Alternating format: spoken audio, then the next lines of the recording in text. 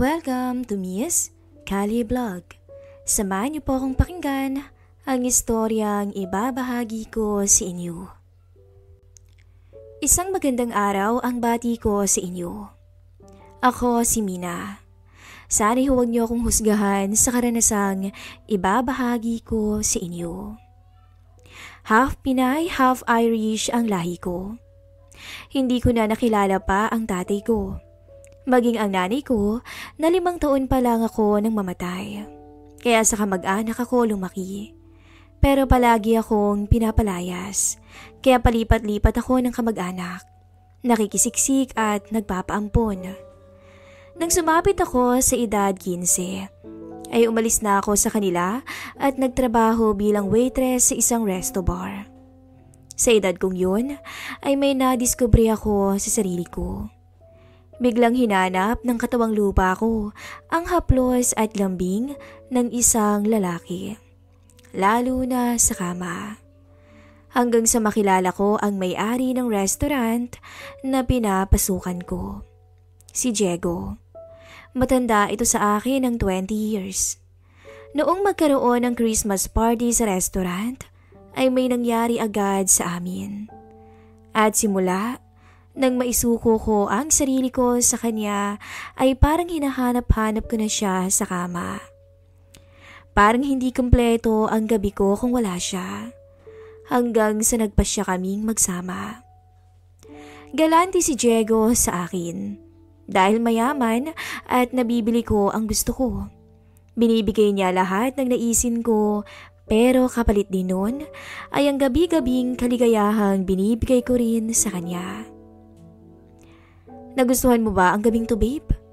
Tanong ko kay Diego. Oo naman. Kaya dahil dyan ay malaki ang allowance mo ngayon. Malambing na saad niya. Kaya muli akong sumampa sa matanda para punan ang pangangailangan niya at pati na rin ng akin. Tuwang-tuwa naman si Diego. At yun ang isa sa nagustuhan niya sa akin. Nang tumuntong ako ng 18, ay pinakasalan niya ako. Hindi lingid sa kaalaman ni Diego ang sikreto kong karamdaman. Kaya sa tuwing susumpungin ako ay siya ang sumasalo ng uhaw na nararamdaman ko. Naghanap kami ng doktor na magpapaliwanag ng ganoong sakit. Pero ang sabi lang sa amin ay namamana daw yun at dadalhin ko daw yun habang buhay. Kaya nga mahal na gamot ang nagpapakalma sa akin tuwing ako ay sinusumpong. Oo, Miss Kali. May sakit ako na tanging lalaki lang ang alam kong makakagamot. At kay Diego ako kumapit ng mga panahong yun. Hanggang biglang atakihin si Diego sa puso noong gabing magkasalo kami sa isa't isa. Nakikirami kami. Isang grupo ng kalalakihan ang dumating. Hindi ko sila kilala. Pero madalas ko silang nakikita na kausap si Diego noong nabubuhay pa. Salamat ho. Maluhaluhang sabi ko. Umakbay ang isa sa akin. Humaplos siya ng bahagya sa balikat ko. May kakaibang dulot sa akin yun dahil nga siguro sa aking karamdaman. Pero pinigilan ko ang sarili ko. Nakakahiya sa nakaburol kong asawa na pati sa burol niya ay susumpungin pa ako.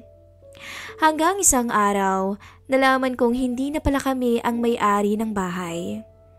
Ibinenta pala ni Diego ang bahay, maging ang resto bar namin ay may nakabili na rin ng iba. Walang natira sa akin, kaya hindi ko malaman ang gagawin ko. Isang linggo lang ang palugit na binigay sa akin at paaalisin na ako. Isang gabing maalinsangan. Nangungulila ako. Hinahanap-hanap ko pa rin ang presensya ni Diego sa kama gabi-gabi. Ngunit hindi ko alam kung kailan ko ulit to malalasap. Hindi ako mapakali noon. Para akong mababaliw.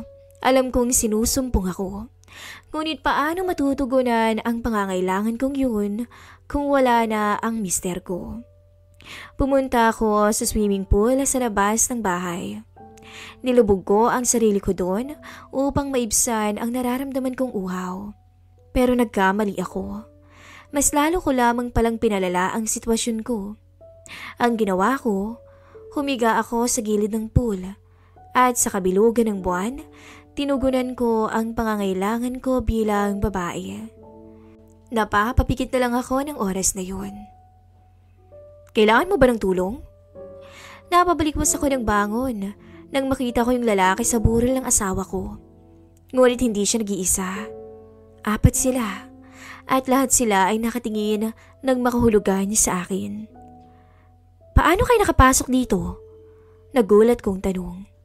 Pilit kong kinukubli at tinatakpan ang aking katawan sa kanya. May susi ako ng bahay na to. Ako na ang may-ari ng bahay na to.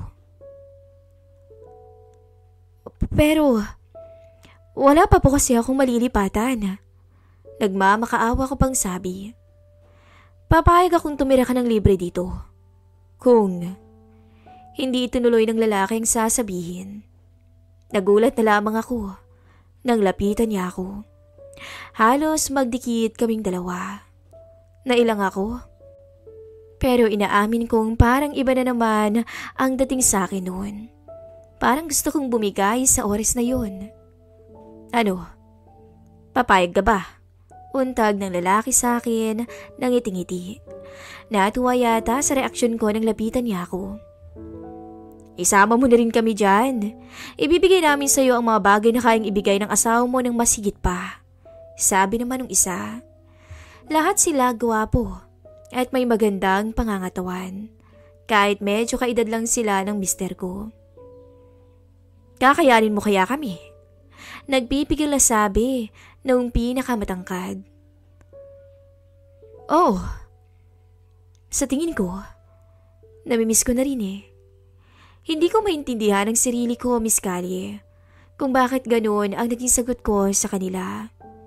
Sa totoo lang, hirap na ako sa ganitong klaseng karamdaman. Ayaw man ang isipan kong tumugon sa gusto nila, pero ang katawan ko mismo ang nagkukusang magdikta sa aking pagkatao. Sa puntong yun, napapikit na lamang ako nang hinawakan ako ng 3 sa balakang. Hindi ako pumalag nang isa-isa nilang tinanggal ang lahat ng sagabal nila sa sarili. Bumuhos ang malakas na ulan at sumabay yun sa mga lalaking walang sawang nagpakasasa sa akin. Wala silang pinalampas sa sandali. Para silang mga tigre na gigil sa biktima. Inabot sila ng 5 oras sa akin. Kaya nang makontento sila, ay nakatulog ako ng mahimbing sa pagod. Sa isip-isip ko naman, wala naman sigurong mali sa nangyari dahil byuda na ako at nangangailangan ng ganitong klaseng laro. Mabigat ang pakiramdam ko nang magising ako. Good morning. Bati sa akin ng isang nakausap ko. Maganda ang ngiti niya sa akin. Siya nga pala, ako si Andy. At sila si Rod, Bruce at Domer. Lahat kami kumpare ng yumaumong asawa sa dati niyang misis. Yun nga lang hindi niya sinabi sa'yo na naghihirap na siya. Sabi ni Andy sa akin. Kumain ka na. Pinagluto kita ng kalabasang soup.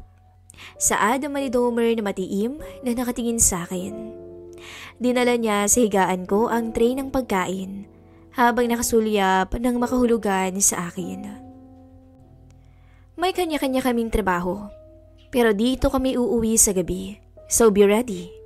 Pakindat na saad ni Bruce. Oh, sige wala naman akong kasama rito eh. Malamig ang gabi at nakakalungkot ang mag-isa. Sabi ko na lamang. Gabi-gabi ka namin kakailanganin. Kami munang magsisilbing amo mo sa malamig na gabi. Pakindat na sabi ni Rod. Maging masunurin ka lang. Hindi kita paaalisin dito. Sabi pa ng isa. Ho, Andy. Susundin ko kayo. Ayoko nang maghirap. Sawang-sawa na akong mabuhay sa kahirapan. Tugon ko sa kanila na parang naiiyak. Buong maghapon akong nasa bahay lang. Nagpahinga ng nagpahinga dahil para akong magkakasakit. Ngunit ng gabing yun ay hindi sila dumating. Kaya nang sumunod na umaga ay namasyal na lamang ako. Nababagot ako sa bahay. Naisip ko rin kailangan ko nang maghanap ng trabaho para may ipang tusto sa sariling pangangailangan. Hindi naman kasi yun sasagutin ng 4 na kumpare ng aking mister. Walang naiwan na anumang pamana sa akin ng asawa ko, maliban sa mga alahas na regalo niya sa akin. Subalit ayokong ibenta yun, dahil yun na lamang ang alaala ko sa kanya. Hinaamin kong naging maluho at magastos ako noong nabubuhay pa siya. Puro kami gala, kaya marahil ang bahay at negosyo niya ay nabenta. At dahil na rin siguro sa pagpapagamot sa akin. Ngunit sa huli ay wala na palang kagalingan. Paggabi na nung nadaanan ko si Andy, may kahalikang babae sa kotse nito na nakaparada sa harap ng isang bar. Pagkatapos ay lumabas sila sa kotse at nagtungo sa loob. Bigla akong naintriga at sinundan ko sila. Natakot kasi ako. Baka paalisin ako ni Andy sa bahay kapag nakakita ito ng ibang babae. Miss, mag-a-apply ka ba? Kasi kung hindi ay bawal ka rito. Sita sa akin ng machong gwardya. Hindi po, may kakilala lang ako riyan sa loob. Sagot ko. Naku, kung gusto nyo ay tawagin nyo na lang. Sagot nito sa akin. Sa totoo lang, hindi ko alam ang numero nila. Kaya umalis na lamang ako at pumunta sa dating restaurant ng asawa ko. Pero laking gulat ko noong madatnan ko doon si Bruce at si Domer. Kaagad naman nila akong tinawag. Kayo palang bago may-ari ng restaurant na to? Sabi ko. Magkasosyo kaming dalawa ni Domer. Kami ang bumili nito sa asawa mo. Halika dito sa mini office. Doon mo na lang kami hintayin. Isasabay ka na lang namin pa uwi. Wika ni Domer. Pasensya ka na't hindi ka namin pinuntahan kagabi. Busy lang kasi si Andy at ganoon din ka-busy sa pambababae. Tumatawang pahayag ni Bruce. Tahimik akong umupo nang malaglag ang hawak kong wallet, kaya yumuko ako para abutin yun. Kaya hindi ko sinadyang makitaan nila ako sa harapan ko. Nakakagigil ka naman, Mina. Parang hindi na ako makapaghintay na makauwi tayo, sabi ni Domer. Maging si Bruce ay mukhang naakit rin sa akin. Pwede ka ba magdamag? Tanong nila na nagpapula sa pisngi ko. Okay lang naman sa akin kung yan yung gusto nyo. Takot akong mawala ng masisilungang bahay at muling maghirap, kaya ganun na lang ako sumunod sa gusto nila. Huwag kang mag-alala, may allowance ka sa amin linggo-linggo. Natuwa naman ako sa sinabi nila. Kaya tumayo na ako at kusang lumapit sa kanilang harapan. Gawin niyo kung ano man ang gusto niyong gawin sa akin, sabi ko sa kanila. Natuwa sila sa ginawa kong yun. Yun naman kasi ang pakay ko, ang makisama sa kanila, kung hindi, ako rin naman ang kawawa. Habang kinakalas ni Domer ang aking suot, biglang may kumatok. Sir, may naghahanap po sa inyong customer for party reservation po. Marahas na napabuntong hininga si Bruce dahil sa pagkabitin. Dali-daling inayos nito ang nagulong kasuotan. Bumalik ako sa pagkakaupo sa sulok. Nang makapasok ang customer, ay tahimik na lamang akong nakikinig. Sa kotse habang pauwi kami, ay napansin kong makahulugan ang tingin sa akin ng nagmamanehong si Domer. Katabi niya sa passenger seat si Bruce habang ako ay nasa likuran ng kotse. Napansin naman yun ni Bruce kaya humarap siya sa akin. Baka naman pwedeng itaas mo yung dalawa mong binti para naman ganahan sa pagmamaneho si Domer. Tatawang-tawang saad ni Bruce. Naging sunod-sunuran ako at parang naging laruan ako sa kanila. Pero ewan ko ba sa sarili ko kung bakit hindi ako tumututol kahit alam kong mali na ang lahat. Marahil dahil na rin sa karamdaman kong hindi ko kontrolado. Kaya nang makarating sa bahay ay walang humpay na nagpakasasa sa akin ng dalawa. Naging ganoon ang setup namin. Minsan naman sina Rod at Andy ang umuuwi sa akin. Dahil natatakot akong muling maghirap ay pumapayag ako sa ganoong setup. Dalawang benepisyo naman ang makukuha ko. Maayos na buhay at gamot sa aking karamdaman. Minsan naiisip kong kasalanan yun. Pero nag-isip ko rin na wala naman akong sinasagasaang pamilya o ibang babae. Pare-pareho silang babaero. Walang siniseryoso, kaya patas kami. Pinipigilan ko ang sarili kong mahalin sila dahil alam kong masasaktan lamang ako. Hanggang isang araw, birthday ko yun. Nag-celebrate kami sa isang resort. May ilan pa silang inimbita. Si Mina nga pala pre. Mina, si George at Leo. Pakilala sa akin ni Andy. Ito ba yung sinasabi mong may sakit? Doon ko nalang nalaman na napansin na pala ng mga kumpare ng mister ko ang aking lihim na karamdaman. Siya nga. Nagulat ako, Miss Callie, na may binabalak pa pala silang iba sa akin. Mina, ito ang regalo namin sa'yo. May hawak na kamera na sabi ni Rod. Nung una ay wala akong maintindihan. Pero na-realize ko na lang na nais pala nila akong videohan kasama ang dalawa nilang bisita. Natakot ako at hindi ako pumayag. Ayokong pagpiestahan ng buong mundo. Sige na, pumayag ka na.